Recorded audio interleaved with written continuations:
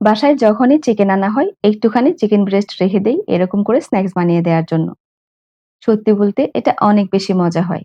একদম কম খরচে বাসাতেই হয়ে যায় রেস্টুরেন্টের মতো মজাদার চিকেন ফ্রাই। এজন্য এখানে আমি ২০০ গ্রামের মতো চিকেন ব্রেস্ট এরকম পাতলা, পাতলা করে কেটে নিয়েছি। এভাবে কাটলে চিকেন ফ্রাইটা অনেক বেশি ক্রিসপি হয়। দিয়ে দিচ্ছি ১ চা চামচ রসুন বাটা আর ১ চা চামচ আদা বাটা।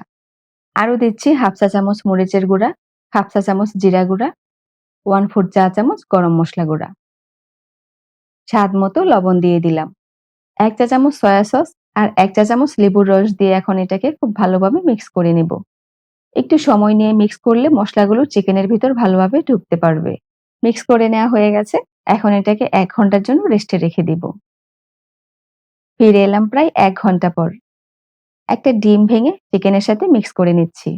এর ফলে চিকেন ফ্রাইটা একদম সফট আর জুসি হবে। তবে ডিম যদি দিতে না চান, স্কিপ করতে পারবেন। ডিমটা মিক্স করে নেওয়ার পর ১/২ কাপ বেসন আর ১ চা চামচ চিলি ফ্লেক্স দিয়ে হালকাভাবে মিশিয়ে নিচ্ছি, যাতে চিকেনের উপর বেসনের সুন্দর একটা কোটিং হয়। বেসন না থাকলে ময়দা ইউজ করতে পারবেন, তবে আটা নয়। কোটিংটা সুন্দর মতো হয়ে গেছে, এখন ভেজে নেব। মিডিয়াম হিটে এপাশ ওপাশ মুচমুচে করে ভেজে নিলেই মজাদার চিকেন ফ্রাই তৈরি।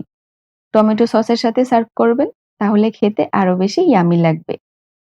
রেসিপি ভালো লাগলে প্লিজ একটি লাইক দিবেন। আল্লাহ হাফেজ।